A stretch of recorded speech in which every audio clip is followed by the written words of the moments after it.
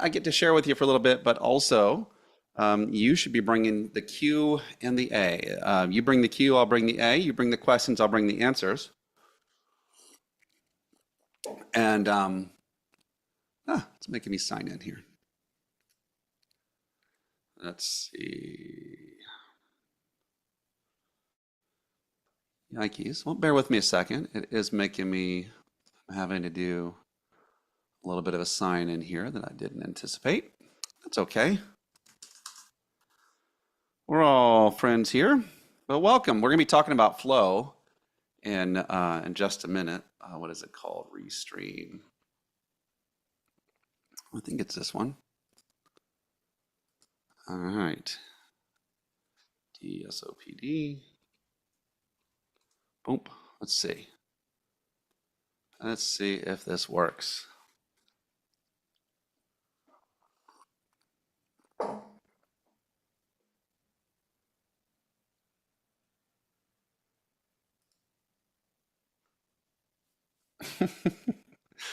Oh, let's see. Accessing your camera. Allow.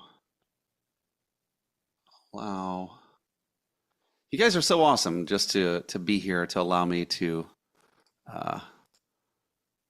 do things right here. And so I'm entering the studio. If you notice anything that's going on with the sound or anything like that, please let me know because I want to make sure that I'm serving you. So you can put that in the comments, you can react, you can do all of those things. So please, as we get loaded up, your Q and A is going to be important. This is a part of the coaching program where you get to ask the questions. And together, we get to do these things. So what would happen to you if you loved what you did? Like every part of it. What would happen to you if every bit of your work felt like I meant to make this thing look? What if it felt like flow? That's what we're talking about today, is finding your flow and working with joy and power and purpose. And the interesting and fun thing about this, guys, is that all of us have a unique design on how to do it. There's some other parts, though, that are almost universal to us all.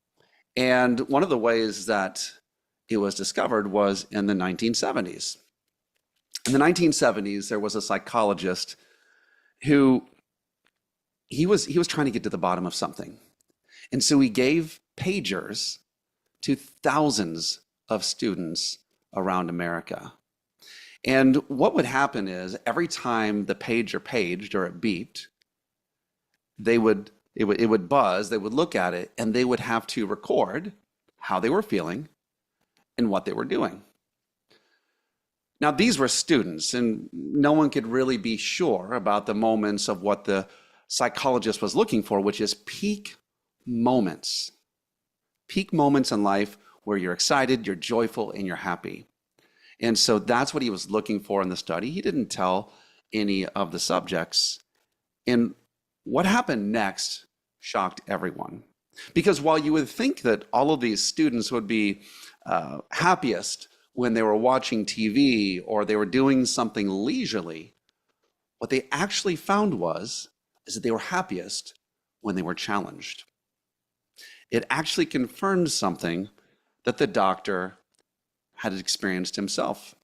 And they performed this experiment all the way from Switzerland to Germany to all these different places in factories with old people, young people, and they got hundreds of thousands of data points. And it came to the same conclusion. Our peak moments come from the place where we are in the moment, we're connected with what we're doing, and we're not thinking about all of the things that we do when our mind is at rest. We are engaged with the moment. And that's why here at School of Professional Design, we like to talk a lot about the good news of work, and that when you work by your professional design, it feels good to you and it gets results for other people. We're going to look at a few elements of what they discovered were in flow. I'm going to show you actually how to trigger those for yourself. And then I'm going to give you 3 things that the doctor Mihaly Csikszentmihalyi was actually missing. Now, before we do that, I have to tell you the origin of his study. He actually had been lived through World War II, and they were put into a camp, just one of the places where they wasn't so much a concentration camp as you would have seen with the Jewish people, but it was something of the nature.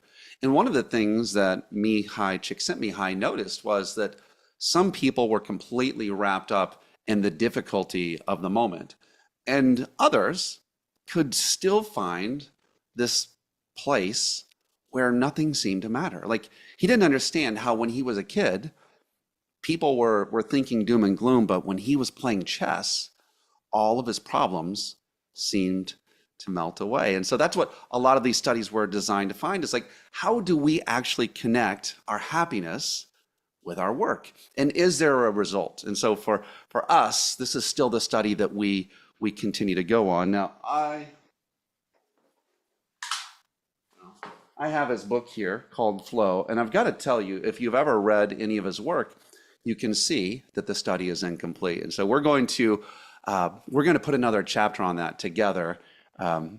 So make sure that you're hanging with me here to the end. And then, of course, bring those questions, because the Q&A is actually what empowers us the most. So finding your flow. He found that it had these three things. He said that, first off, these are the peak moments where you're fully immersed in a meaningful activity, where time disappears and where your best self comes to life. He found that we were immersed, like people who, when we experience flow, you're immersed. You're not even aware of time, and you're freaking kicking butt. You look like this guy right here, Bruce Leroy.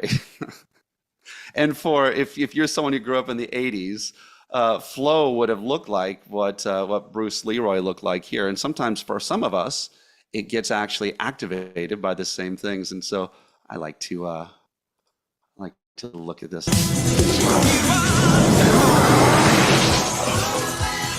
All right, Leroy, who's the one and only master? I am.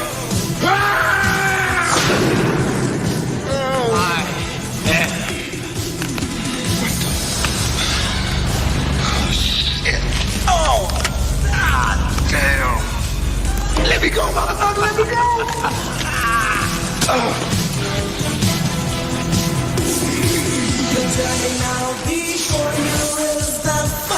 Sometimes Hollywood knows as much about these things as we do. I think it gives a fair portrayal of what it feels like to get into flow.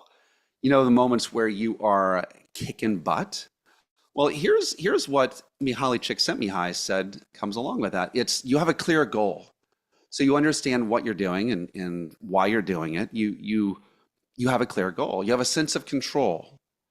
Immediate feedback. There's a challenge skill balance, which we'll talk about, complete and utter concentration, intrinsic motivation, you're connected with it, time distortion, and not a sense of self-consciousness. So I'm gonna break those down for you, and we're gonna give you access to what those mean. First off, I want you to think about you, where you're at, and how you're working. The place where you start to lack the ability to get into flow is when you, first off, if you lack a clear goal. Do you know why you are here in your place today, right now? As a matter of fact, even in listening, we can only activate and we become better at learning when we activate and say, I'm intentionally here for this. My goal is to hear. My goal is to find something. My goal is to, so having a clear goal. My goal is to to reach 5 people on the phone today. My goal is to, what is your goal? Then there's a sense of control. A sense of control has to do with, too many people set goals that are not, they look at results goals. But if you are doing any type of work, which you are, we need to set goals that are more attached to our actions. It's observable things. Those are the things that you can control. So instead of saying, I'm going to get $100,000 worth of deals, or I'm going to get everyone feeling good, it's like, well, I'm going to run a meeting that uses this and this and this. So we focus in on what's controllable. or I'm going to make 100 dials, or I'm going to create the media campaign. It's like you have to actually create something that has a clear goal, like it can be counted, and it's something that you can control, not something that you're trying to influence. It's not something you wish you could control, but something you can. Oh, I never went live, so I update, unable to go live. It seems like you are already live. Oh, I'm live streaming. Okay. Oh, technology. All right. So clear goal, sense of control. How do you do that? Well, first off, look at what you have and find a way to actually just create something concrete that if you imagine someone had a camera in your room, it's observable. The third one is immediate feedback. You know if you passed or failed. Pass or fail is great. It gives us the ability to learn. And so you're noticing that what happens is really we have to have clarity, and there's something that's about to happen here where we have complete concentration. Complete concentration means it does have to do with time blocking, but you don't have to necessarily have like this schedule that is like, some time Nazi. What you could do is you could actually take a timer and say for the next 15 minutes, I'm going to do this, go. And you only do that. Complete concentration might mean that you close down extra windows on your computer. It might mean that you turn your phone off. It might mean that you go to a different location. For those of you who have home offices, complete concentration might not be able to happen on your living room table. Oh, that's the place I set my computer up. Yeah, but is it also the place you set up your clean laundry that needs to be folded? So knowing how to actually create that complete concentration for you is going to be a thing.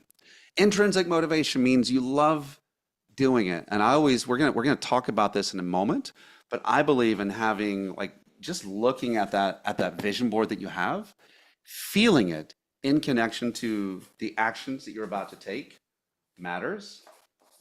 I actually have a little YouTube. I made a YouTube video for myself so that if I don't go through this stuff out loud and feel it, or I'm not feeling it, I'll just play the YouTube video, and it's me talking to myself about these things, and it allows me to feel what I'm about to do.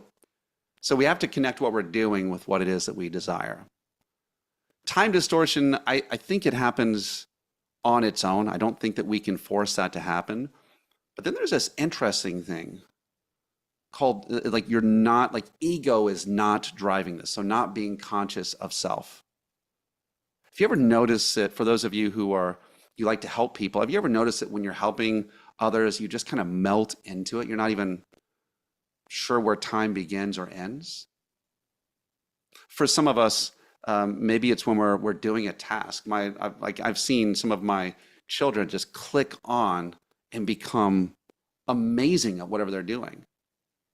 And so for every one of us, it's going to be a tiny bit different. Let's take a look here. So knowing your personality archetype matters, and knowing the things that actually activate you.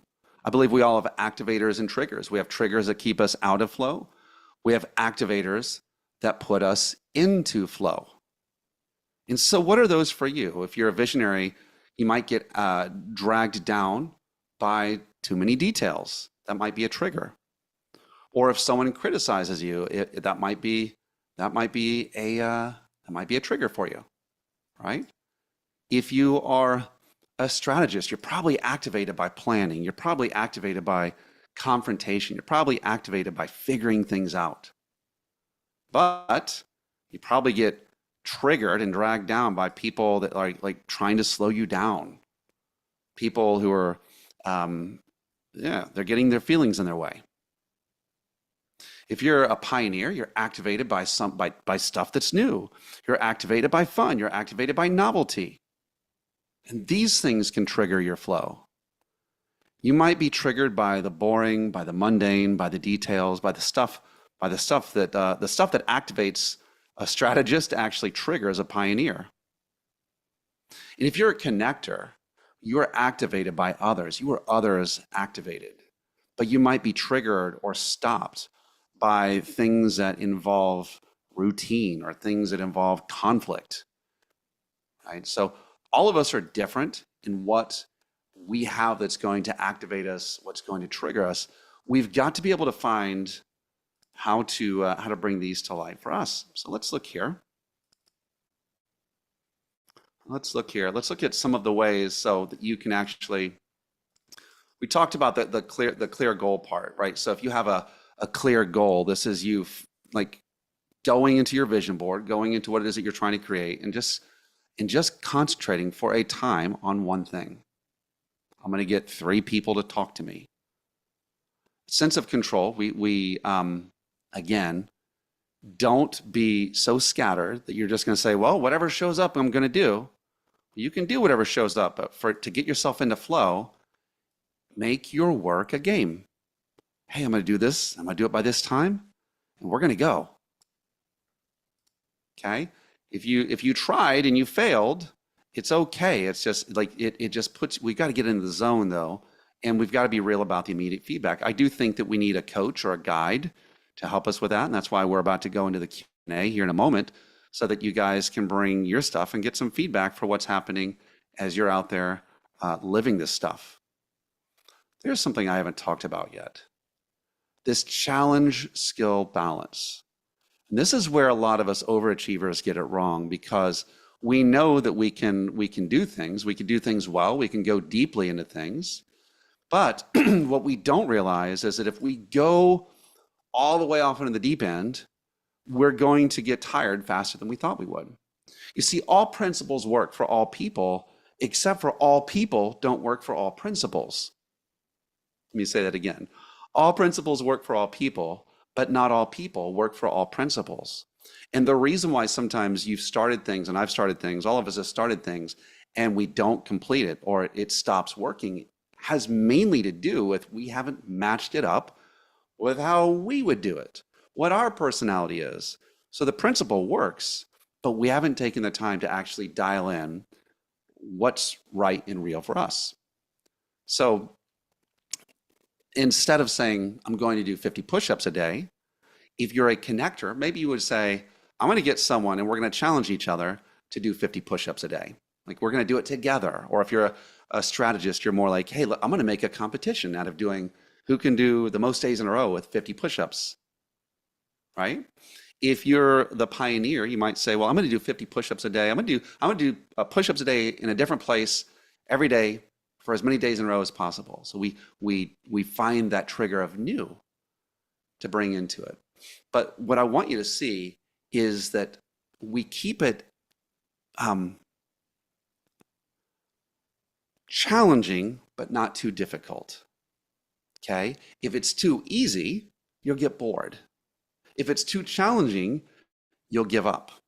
And just think about the last time you hit something with the full might of your force, and you felt good for a day, and then you felt good for a second day, and you felt good for a third day, but then it started catching up with you, and you got worn out. And so I like to actually have people make smaller commitments. We, in School of Professional Design, every one of you guys should have marbles that you're counting to chain your behaviors together, because we believe in behavior chains. Because if you can do something 2 days in a row, that's a habit. If you break something 2 days in a row, you've got the negative habit. So whatever you can do for sustainably over time, that's what we should be creating flow from. So not too hard, not too easy. It's right in that Goldilocks zone. And actually, to see what it looks like visually, you've got the anxiety zone where it's too difficult and it creates stress. Got the comfort zone where it's too easy and it creates boredom.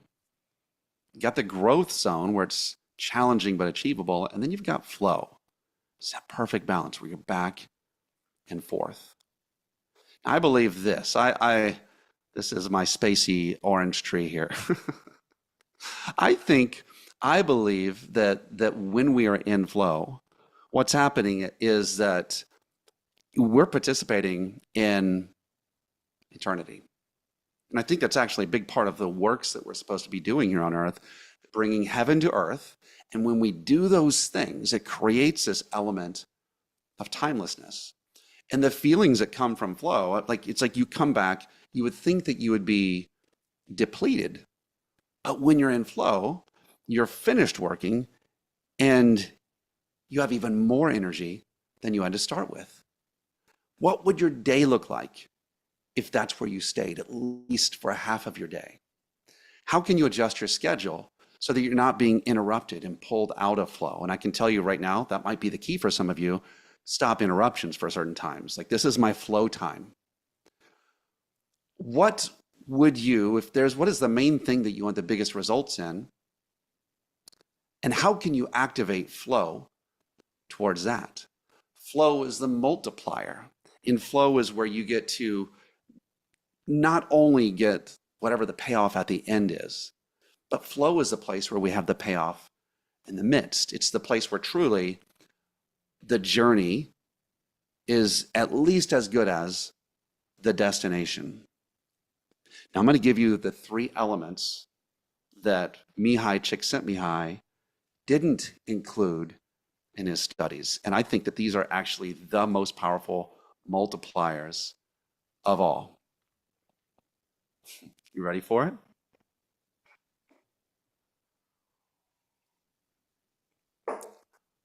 And they were given to us by Jesus. I know that's gonna lose some of you guys, and that's okay. But I can tell you, if you have access to these 3 things, you immediately change the atmosphere of what you're doing, and you immediately become aware of opportunity and possibility, because what you focus on expands. The 3 elements that Dr. Csikszentmihalyi was missing: love, joy, and peace. Think about it. If you've ever been in love, have you not noticed how especially in the process of falling in love, like, you don't know how long you've been with this person. No one had to tell you to try harder to be with that person. Like, love just pours out. It's this never ending fountain. It's just something that you want to keep giving, but it keeps giving back to you. It doesn't expire. Love. How can you trigger love? We'll go into the triggering love towards what you're doing in a second. Joy. Can you remember the last time you were joyful? Like you were happy to be where you're at. You had this expression to where there's a happiness, but then there's just this overall glow of joy. Think about the people you've bought from. Think about the people that you wanted to join, that you wanted to follow, that you wanted to be around. I'll guarantee you, most of those people were not expressing complaint and difficulty. They were people who were living in joy. It radiates. I got a great story about that. It's on my new YouTube channel. I'll share with you in a minute. But peace is that 3rd one. In peace, think about the person who is, whether they're arguing with their spouse or their boss, and when you don't have peace, it just feels like nothing else is working for you. But when you have peace, think about what you can see.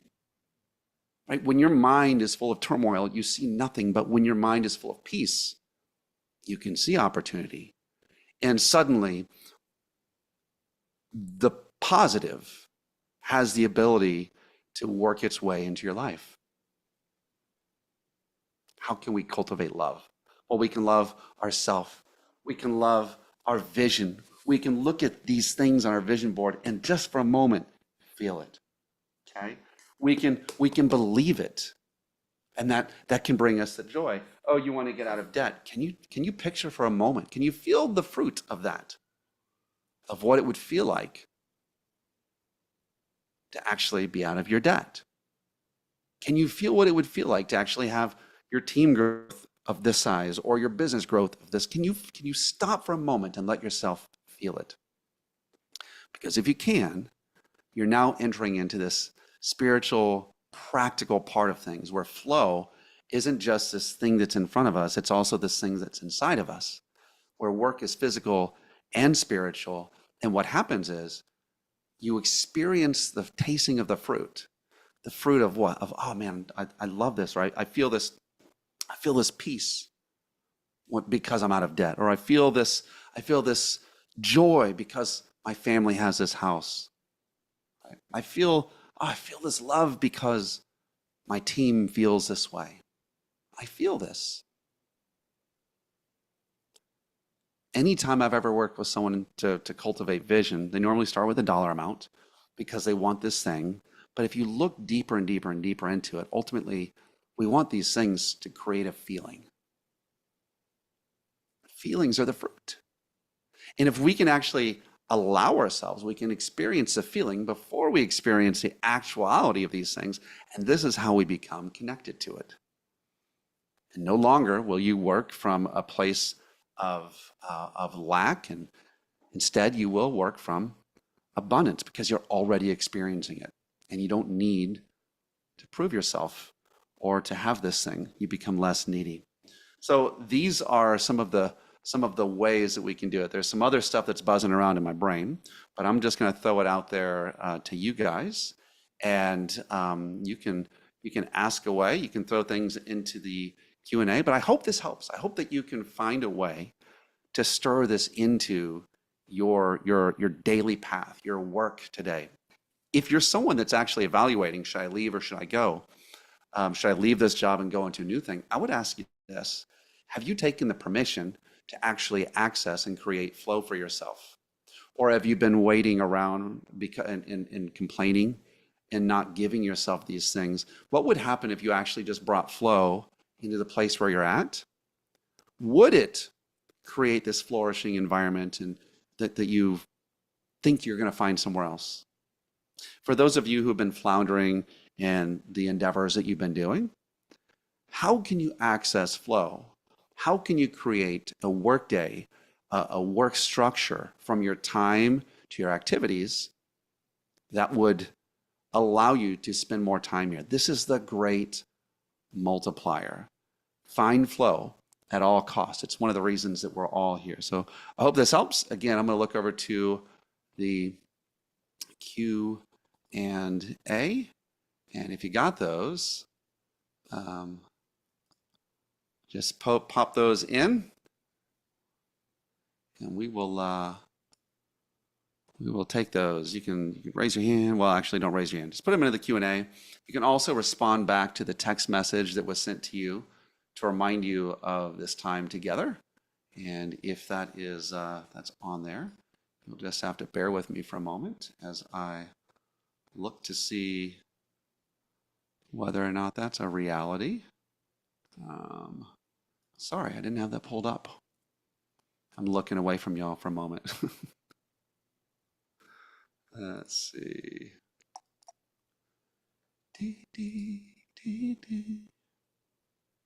School of Professional Design. All right, I am seeing, get out of my way. There we go. Okay, I'm not seeing anything in the text messages. Am I seeing anything here? I got one here. I have a go high level question.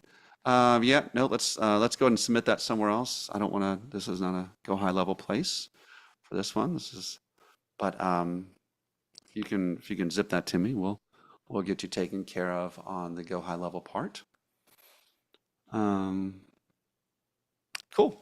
All right. Well, I see no questions. Hey, while we're here, let me show you this. We're here. I want to show you a guy who actually accessed flow in a way. This is a new video. I have two channels now. I have this. Oh, there we go. Love, enjoy, and peace. I have two YouTube channels. One of them has to do with School of Professional Design, of which we will have live stuff like this, and then others are going to be on on this channel. And I would love it if you guys subscribed. I should switching up in front of you. Only got 9 subscribers. You could be lucky number 10 because it's brand new. And here is this new one of this guy who ends up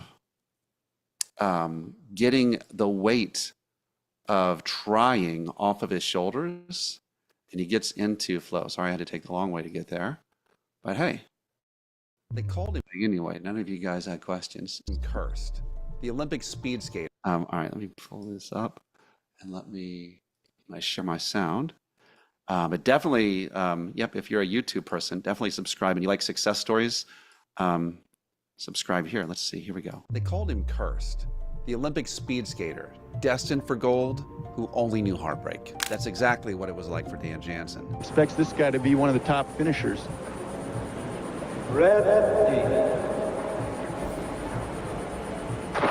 We have a good start. Jansen inside. Kuroiwa, Japan, 22 years old, on the outside. 100-meter time, oh, he falls down. Oh, no. Both of them have fallen down. I don't believe it. He burst onto the scene at the age of 18 and nearly took a bronze medal in the Sarajevo Olympics. He was destined to become the greatest speed skater ever, but then disaster struck. As he was lacing up the skates in the 1988 Calgary Olympics, he just got news that his sister, Jane, had passed away from leukemia. And I remember I actually told Jane that I was going to win for her. He just couldn't take it. He fell down in both of his races. Not only did he not medal, he didn't even finish in one of them. Then, in 1992, the same thing happened again. In the 500 meter, his best event, he placed fourth. And in the 1,000 meter, 26th place. At this point, many considered him to be cursed, talented, but unable to win an Olympic medal. But then in the 1994 Winter Olympics, something changed. This was going to be Dan's final Olympics. And since he'd never won a medal, he decided he wasn't going to carry the burden of that expectation. But even more important to Dan, he had a daughter, a new cheerleader, Jane, and his whole perspective had changed. He decided in this Olympics, it didn't matter to him if he won or not. He was just going to enjoy it and have fun. He didn't do well in his first event, the 500 meter, but in his second event, the 1,000 meter race, Dan Jansen not only won the gold medal, he set a new world record. And it just goes to show you, the grind of expectations will kill you, but the lightness of joy will set you free to do your best. All right, how fun is that? I just dropped in. It's in the it is in the chat. If you wouldn't mind going and giving that a watch and a subscribe, I'd love that. But let's be like Dan Jansen and remove the weight of the burden of expectation. Let's take upon us a joyful, easy work and delight in it. Let's be focused in that today. And I'm going to take one more sweep through for Q&A. And I only see the Go High Level question. So guys, thanks for hanging with me. Thanks for making me a part of your Tuesday. I will see you out there on the journey. Go find some flow today.